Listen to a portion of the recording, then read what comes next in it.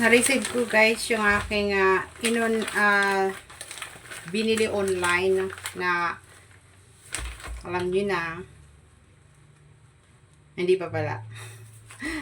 So sasabihin ko na lang ay finally nakabili na rin ako ng Diyos ko, para sa akin ang mahal-mahal nito, almost 2041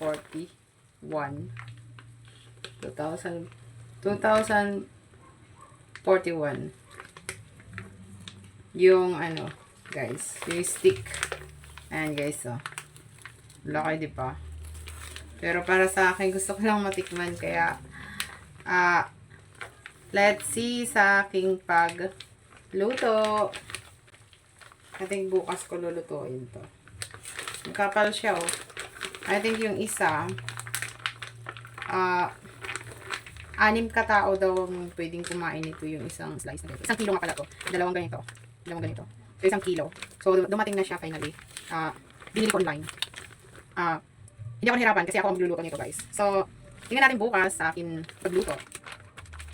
Tigil na rin ako. Thank you. For always care. Mahal yan. 2041. Later. See you tomorrow. Lalagay ko muna ito sa tracer. Aking binili online. Beef steak ito guys. Kita nyo naman ang kapal. So, lulutuin ko na siya. I mean, may inaantay pa ako na yung lulutuan ko dito. So, gagawin ko dito, ilalagay ko muna sa freezer. Nabili ko to ng 1,740. May charge siya na 250 plus. Dahil nga, may binayaran pa ako dun sa Lala Moves na 50. Ganun daw sila eh. So, bali binayaran ko dito ay 2,041.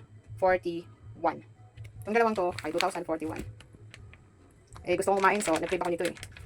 May lumps nila guys. Pwedeng lump. Ito yung binili ko, beef. Ito.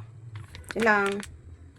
Beef steak talaga yung cut niya guys. Steak talaga yung cut niya. So, tingnan natin sa ating pagluto.